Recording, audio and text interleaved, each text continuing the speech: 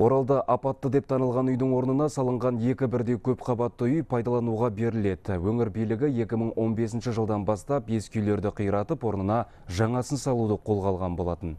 Көне баспана жобасының аясында содан бері 15 апатты үй сүріліп, орнына салынған баспаналарға 48 отбасы қоныстанып үлгерді. Әріптесім Талғат Серікқалиұлы әңгімелейді. Депавская көшесіндегі бұл үйдің іргетасы өткен ғасырдың 30-шы жылдары қаланыпты. Қазір қабырғасы қақырап, едендері сөгіліп, әбден тозығы жетіп тұр. Стенкінің ортасында ешқандай не жоқ, пространство боста ше. Жел келеді астынан, қалай жақсақта бәрі. Астынан жел келеді, утеплять еттік бәрін. Бесполезно, жел шыға береді астынан. Бұлай емес, салқын. Суық, сосын былай суды өзіміз кіргіздік қой, су болғанмен басқалай салқын су береді, болды басқалай не условия жоқ та.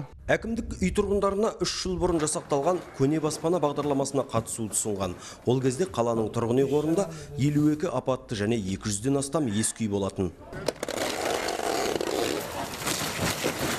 Мемлекеттік жекеменшік бағдарламасы аясында 11 апатты үй бұзылып, сондағы 113 отбасының 50% мемлекеттік коммуналдық пәтерлерге қоныстандырылған болатын уақытша, және 50% инвесторлар қаражаты есебінен уақытша пәтерлерге қоныстандырылды. Ағымдағы жыл 4 үй бұзылған болатын, және алдағы жыл аяғына дейін 7 үй бұзу жоспарланған.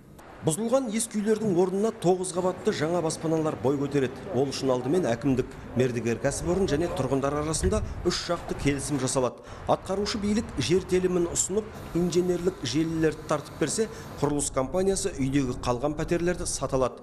Күләш Шантаева жыл басында жаңа пәтерде қоныс тойын тойлағандардың бірі. Ол ұзақ жылдар бойы апатты деп танылған 2 қабатты үйде тұрып келіпті. Өте жылы сөндіріп қойып отырмыз даже. Су да бар, ыссы су да бар, холодный вода да бар, бәрі де бар. Условия нормальный. Ескі үйде жатып алып ойлайтын қашан болады деп, оказывается, орындалды әйтеуір. Қазір Оралда аталған бағдарлама шеңберінде тағы 6 көп қабатты үй салынып жатыр. Жыл соңына дейін осындай тағы 7 үй бұзылады. Жалпы жергілікті әкімдіктің жоспарына сай, жыл сайын 4 апатты үй бұзылып тұрмақ. Нәтижесінде өзекті мәселе бірер жылда толығымен шешімін табатын болады. Талғат Серікқалиұлы, Руслан Ғазизов, Қанат Махмутов, Орал, Хабар 24.